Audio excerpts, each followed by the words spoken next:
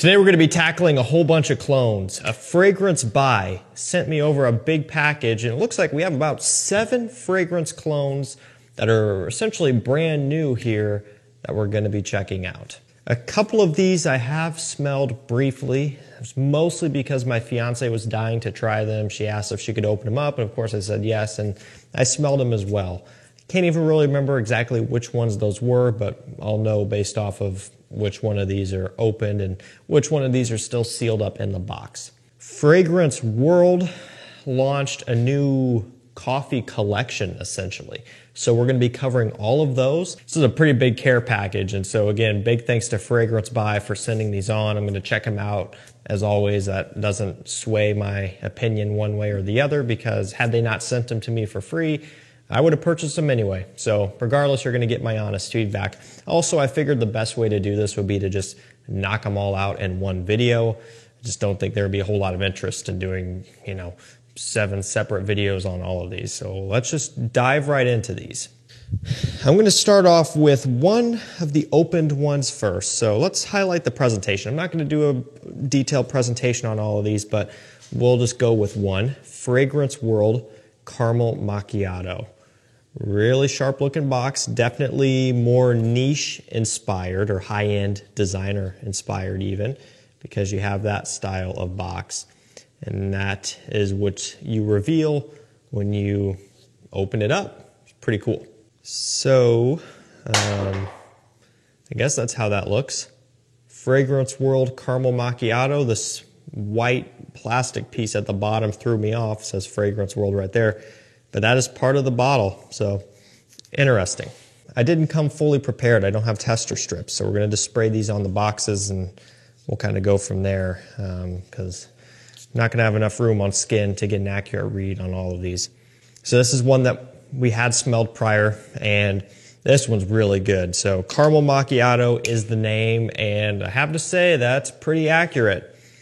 You're getting like a roasted caramel smell, like a hazelnut toasted smell, almost like a marshmallow kind of creaminess, and then a very dense and heavy coffee note.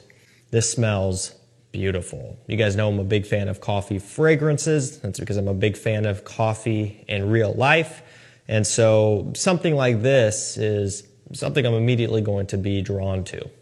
I'm just mostly surprised at the detail and the depth of this one, especially given that it's from a clone brand at a more affordable price. This isn't $200–300. It's not just, a niche fragrance, but it kind of comes across that way a little bit. And I'm not going to sit here and preach to you and tell you that this has the same quality as those other high-end niche scents. There's always going to be a discrepancy there. You can only stretch your dollars so far in terms of getting a high-end product. They can only do so much. No fragrance brand is going to produce these at a loss, right? They have to make money on these, and a pretty good amount to make it worthwhile to cover all the expenses. So, a lot of that will be going into the quality side of things as far as niche goes, but a lot of it also does go into just the markup and just making it a more luxury product. So there's definitely some trade-off there. But I would say for this price point, this is really impressive. Smells great. You have to be a fan of coffee though, but again, given this is the coffee collection, I would assume that you are. Okay, the other one that we had open already was Mocha. So again, still the coffee collection, Mocha. This is an eau de parfum. Here's the bottle on that one. That's what you get. A little bit of a darker color, more of a mocha look to it. And then the same white on the bottom, which I have to say, I don't like this. This is weird. Like I said, it looks like a plastic piece that you should pull off. It doesn't match anything that's going on. So I don't really fully know what's going on there, but that's how they are. And it's no surprise. These clone brands can do some weird things with their bottle presentations and names and so on. So I'll just kind of take it in stride, I guess. So like I said, this has already been sprayed. That's why it's primed up. And like I said, I can't really remember too much about these. This was a little while ago. This one's definitely more Middle Eastern. And this is reminding me, I do remember smelling this one because she didn't like this at all. And I see why. This is kind of more oud and rose centric. and really not a ton of mocha or coffee or anything of the sorts. I'm also getting a heavier dose of Perfumer's alcohol off the top here. Yes, I know, I'm not doing it properly. It's not on skin, and that does make a difference somewhat. But the last one we just smelled there was zero alcohol smell, Perfumer's alcohol off the top. It was very smooth from start to, you know, where it ended up there. Definitely getting a bit more of an alcohol blast off of this one. So this isn't one of my favorites, the mocha. Again, there's just no mocha to it really. More Middle Eastern, oud, rose, just kind of that style going on. So that's kind of where this one lands. So next up we have Quawa. And this is still part of the coffee collection. So you guys know Latafa Kamra Quawa, and this is a completely different brand here. So I wonder if there's going to be any similarities or if it's just completely random. One thing that is kind of interesting about these, kind of makes you chuckle a little bit, is they have this little genuine product sticker on the back. I don't know if you can see that or not. So yeah, they straight up clone other brands, but then to make sure that you're not getting a fake of a clone, they put that on there so you can sleep good at night. It's funny, the other day I was reviewing Latafa Assad Zanzibar, and I opened it up, first impressions on camera, and the little sleeve, the silver collar slipped off in the box. I didn't notice it. I thought that maybe it didn't come with it at all. Turns out, as other people predicted and kind of, you know, pointed out in the comments, it slipped off in the box, so I made that discovery, and it's back. So I fished it out of there before I threw the box away. But anyway, Quawa. Ooh, this is interesting here. Wasn't expecting that. So we got a green bottle presentation. And again, that would be coming from the liquid itself. So sometimes they, you know, add some sort of pigment to the glass. Other times it's to the liquid. This is the latter here. So pretty cool looking.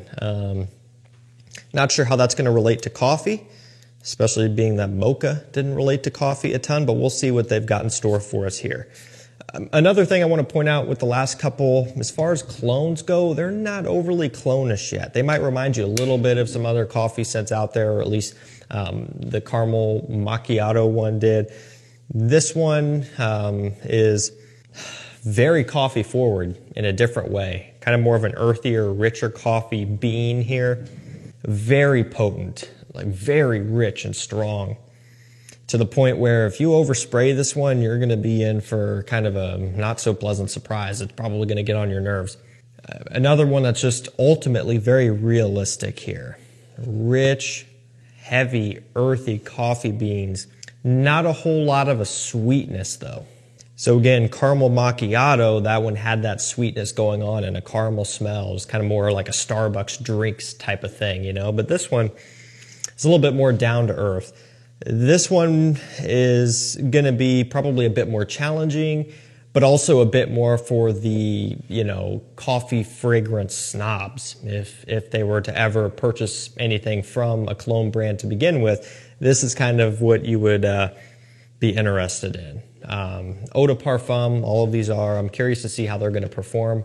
Just by smelling this one here, the way it's behaving off of just spraying it on this piece of cardboard, I think this stuff's going to be beast mode. So I'm curious to see that as time goes on. Okay, next up we have Irish coffee. And we still have one more coffee after this too. There's a ton of coffee going on. It's shooting this video at like 9:30 in the evening, and it's making me want coffee. Can't wait for tomorrow morning.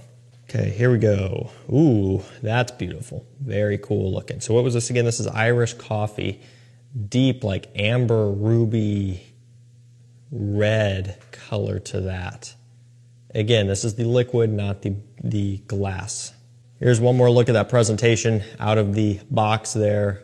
These caps do click into place, by the way. They're not magnetic, which really wouldn't necessarily expect them to be, but they do click in with authority, so they're not going to just fall off or wobble off. So, you know, again, going back to what I was saying, clone brand, yes, but the quality to price ratio in terms of not only the scent quality, but the presentation quality is impressive. There are some designer fragrances out there of equivalent price that don't have this nice of presentation package. So something to think about there.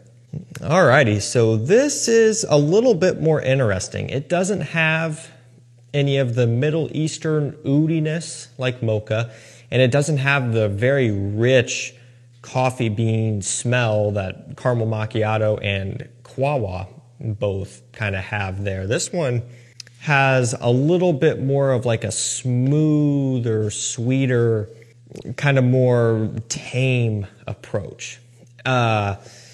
And interestingly, not a ton of coffee.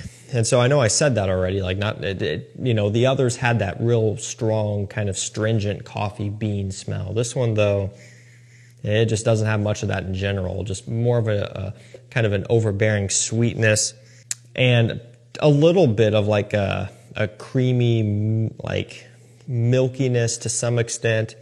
And I can see where it reminds you of Irish cream. Not so much like a coffee Irish cream, but more of like the alcoholic beverage, like Bailey's Irish cream. It's common. People might splash some of that in their coffee or something. And so that's kind of the comparison that I would make here.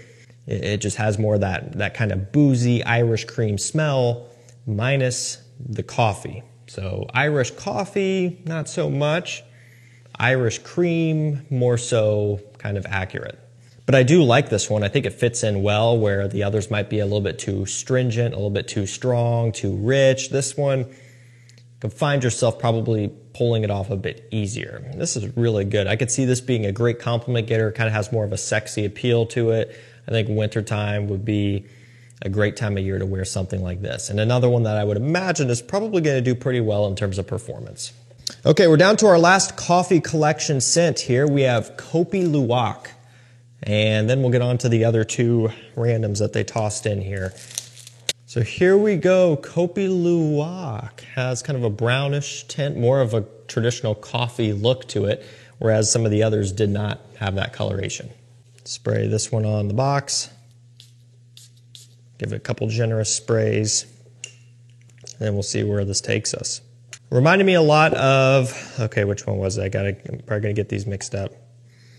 Reminds me a lot more of Quawa. So we're kind of going back to that richer coffee bean, strong smell, more of a niche approach to coffee, although not quite to that extent as a couple of the others there that are a bit more strong. There's actually, at least to me, a little bit of a fresh balance. And I don't think I've said the word fresh once in this video. So yeah, not necessarily a floral component, but kind of like a brisk, refreshing, aromatic package or something.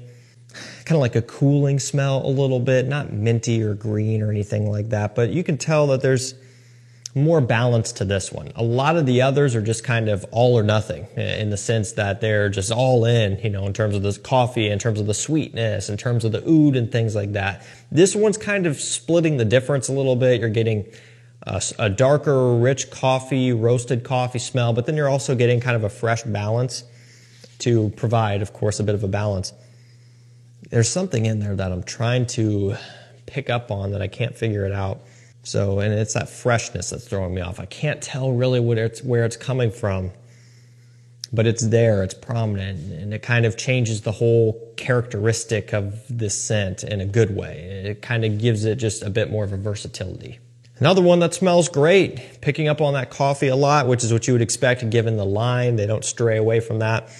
Ironically, I would say the only one that does things a little bit differently is Mocha, which doesn't have a whole lot of it to me. It could just be me. Probably should get it on skin, but that would be my least favorite. I would say caramel macchiato and I don't know. Caramel macchiato and maybe Irish coffee are my two favorites, probably followed by this one. But I would say caramel macchiato, that's my number one. That's a beauty. That smells fantastic. That legitimately smells like a good, healthy morning cup of coffee. Alrighty guys, that's gonna do it for me. The coffee fragrance collection from Fragrance World. I'll link all of these down below. If you wanna try out any of them, you can pick them up at the links down below. Also, brand new releases are hitting discounters quicker than ever. Get on my mailing list and texting list at the link and number down below to be the first to be notified when those pop up. Same thing with rare and discontinued fragrances coming into stock as well. You'll be the first to know. Thank you so much for watching. Stay safe, stay healthy. We'll see you tomorrow with another one. Take care.